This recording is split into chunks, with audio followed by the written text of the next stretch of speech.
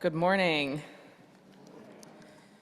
I'm Reverend Hannah Capaldi. My pronouns are she and her, and it is my pleasure to serve this community as the Minister for Faith Formation.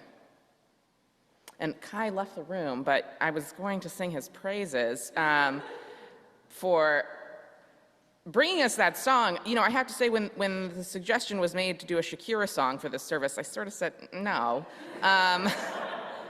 But little did I know it was going to give me just what I needed to be up here today in front of all of you. The words that Valerie shared with us, may you be brave enough to expose your aching woundedness and reveal your vulnerability. And until the end of your days, may your life be filled with possibilities and courage. I'm letting those words sit heavy with me this morning as we explore the theme of courage for the month of February.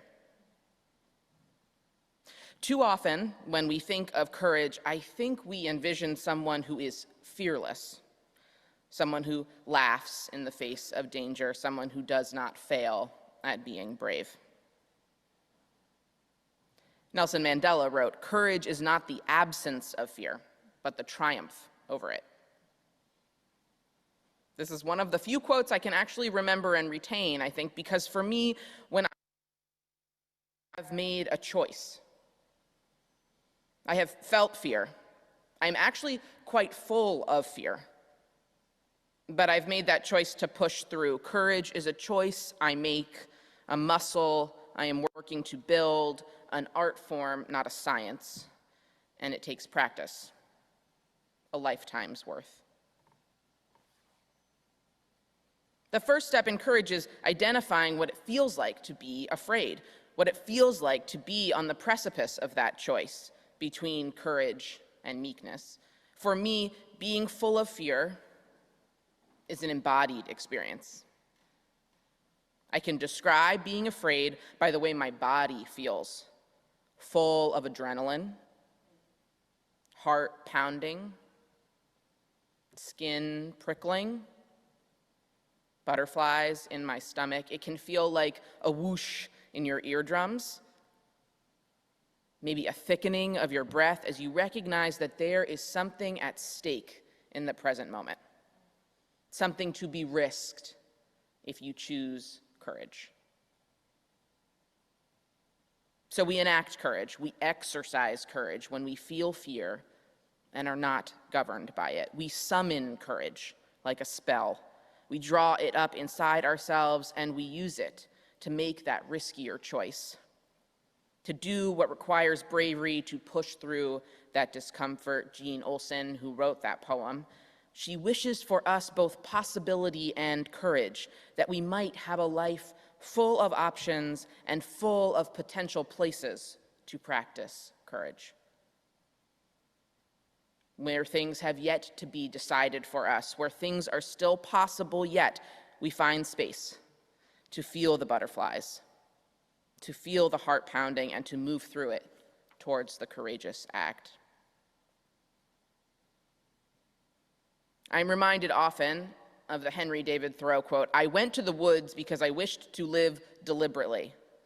And I want to pause and say that I was joking with Abby that in this sermon, I managed to hit all of like the UU 101 people. We've got Mandela, Thoreau, I think later is Reverend Rosemary Bray McNatt. So I'm hitting all the highlights for those of you as a good lead into UU and you later. I'm often reminded of the Henry David Thoreau quote, "I went to the woods because I wished to live deliberately."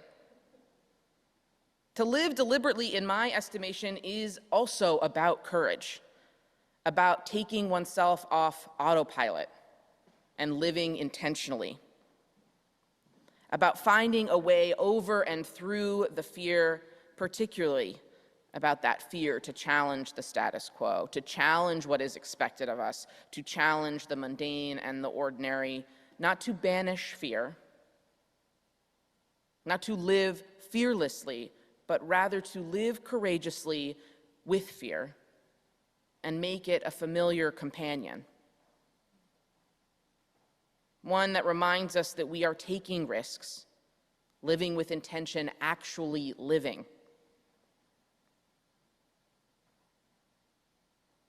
Unitarian minister Frank Holmes wrote, "Life does not call us merely to do over and over again what we have already done. Nor does it call us to act out as puppets, parts already assigned to us. No. In the midst of a situation which itself is ever-changing, we are free to bring into realization new relationships of understanding and goodwill and new acts of courage." Life calls us, my friends, not to merely do over and over again what has already been done. Rather, life calls us into new relationships, new ways of understanding, and new acts of courage.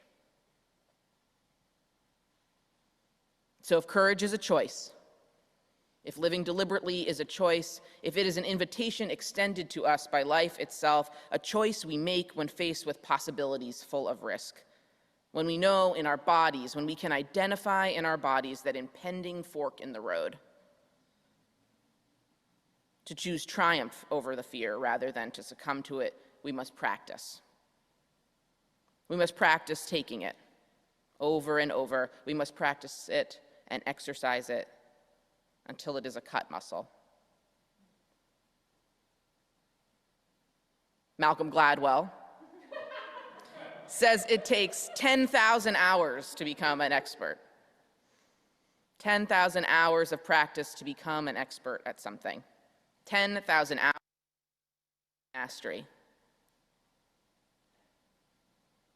I think all too often ministers are trapped in boxes of virtuous courage that I stand before you today, perhaps you think, exhorting you to face down your fears because I myself have spent my 10,000 hours, and that I have mastered this skill. And I think the truth is, I do have skill in being courageous, but it's public courage. Big courage. Sometimes it feels more like ego courage. I have done the die-ins at corporate towers in big cities, setting aside my fear in favor of the shame it caused folks to walk over me on their way to the shiny corner office. I have been shot at with tear gas from tanks right here in the city of Philadelphia. I have linked arms and been carted off by police during civil disobedience at the nation's capital. This kind of courage has always felt easier for me to exercise. This kind of living deliberately has always felt like a smaller risk, full of noble truth and pride that comes with risking things with others, alongside others, big courage that comes with big momentum, big courage that comes with big opportunity to hear all kinds of affirmation. Courage comes easier when it feels so crystal clear what is right. I've also failed at public courage, too. I have failed at big courage. I have folded in the face of fear.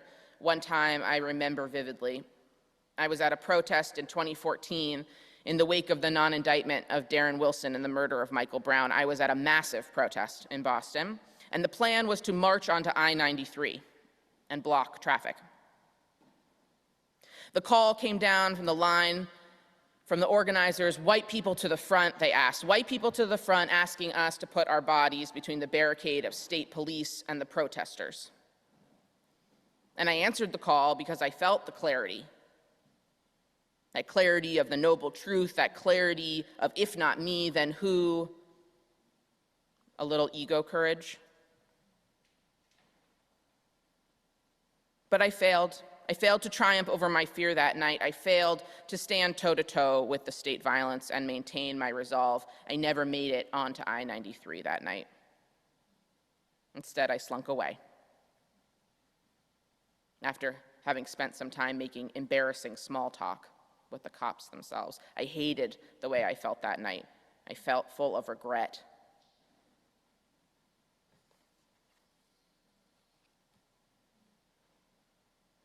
But I chalk it up to practice.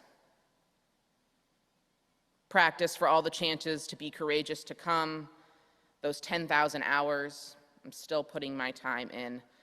Those 10,000 hours, they come at you fast and furious if you're paying enough attention to your life. If you're trying to live deliberately and feel the risk in your body and choose to live with fear in the passenger seat, but not at the helm.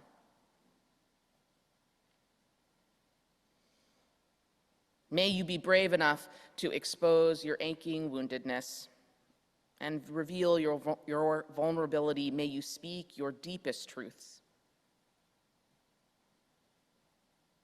Those acts of big courage, those acts of public courage, they felt necessary to me in the work of justice. Reverend Rosemary Bray McNatt says, if we cannot bring justice into the small circle of our own individual lives, we cannot hope to bring justice to the world. The small circles of our life also require courage, smaller courage, private courage. But make no mistake, my friends, not easier courage.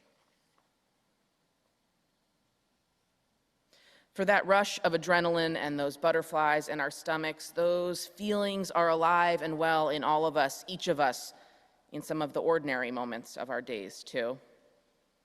For here is also a chance to practice courage. It has taken more of me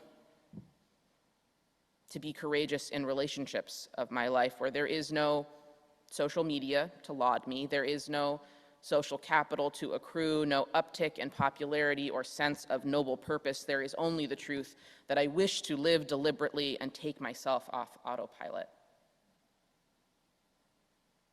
There is only the chance for intimate courage, and I have to dredge the momentum up for myself. There are no crowds chanting me on, no banners waving, no megaphones. When I take stock of the moments that have required private, small courage in my life, it has been asking for forgiveness. When I have hurt someone's feelings or been quick to judge, it has been standing at the altar, saying my vows of commitment to Livia. It has been walking away from a mentor who violated my boundaries. Private courage, intimate courage. Most recently, it has been courage I have needed at 3 a.m. while I fed my baby, not to cry all alone in the dark, overwhelmed at her singular need.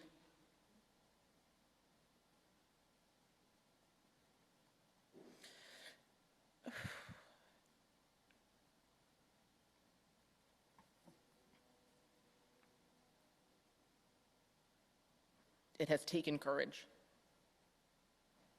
to look at my life and say, I don't really feel like I'm living.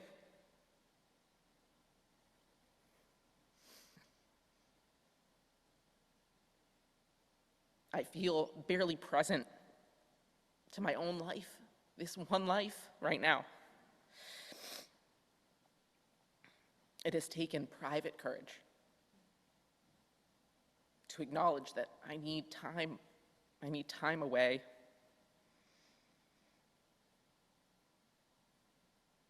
So I'm sharing with all of you today, right now, that I'm taking some time away. I'm taking some time away from work, and it has taken all of my courage, all of my private, intimate courage to say, I need help, I need a break, I need rest, I'm struggling. So I'll be taking some leave for the next 4 weeks, time to be with my family and rest, time to tend to myself, so that I can return. So that I can return and be the whole person needed to be your minister.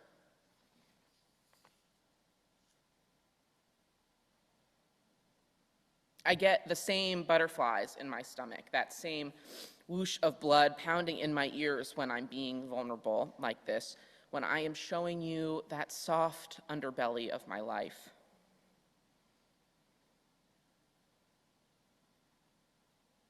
It has been a harder fear to triumph over. It has been a harder road to choose. Because unlike public courage, so wrapped up in projecting strength, in seeing courage that is something that is about unyielding,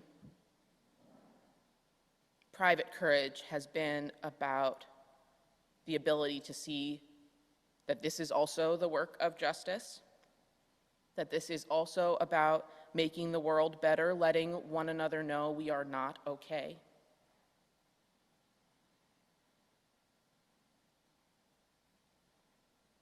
That it's also about yielding and giving in.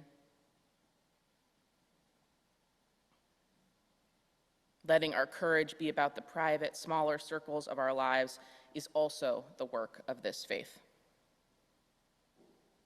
It takes much more than 10,000 hours. It takes a lifetime. It takes practice, my friends, practice to answer this call of life. It takes practice to live deliberately and with intention, to make fear a companion and not a co-pilot. It takes practice to be courageous, and not just publicly, but privately, in the small circles of our lives. I am practicing all the time. I am failing all the time. But in this moment, in this instance, I am living courageously in letting my loved ones take care of me, letting my guard down just a bit. And I hope this for you. I hold this hope for you that you can do it too. That you can live courageously in the small, private moments of your life and ask for help. To take the time to rest. That you might know the courage to name what it is you need. That you might summon the courage to be vulnerable and not okay. And may this place be forever a soft place to land. May this community be a place to practice for 10,000 hours and so many more. Together, we'll practice the work of a lifetime. Blessed be, and amen. Hi, I'm Reverend Hannah Capaldi. And I'm Reverend Abby Tennis. We are the ministers at the First Unitarian Church of Philadelphia, where our mission is to awaken love and justice in our lives and in the world. We're so grateful that you watched, and we hope that the sermon connected with your soul. We also want to invite you to join us for a live worship service every Sunday at 11 a.m. Eastern Time. You can always find the link to that service on our website at www.philauu.org. In these services, you'll hear words like you've just heard, and you also get a chance to greet one another, pray together, sing together, and we even hold a virtual coffee hour after services to get a chance to greet some new and old friends. If you want to support the mission of this community and you feel moved to give, you can do so by going to the website that Reverend Abby just mentioned. You can find that link below, or you can text 215-709-5095 and follow the prompts to give. If someone in your life needs to hear these words today, we encourage you to share this video. And again, thank you so much for watching. We hope to see you soon.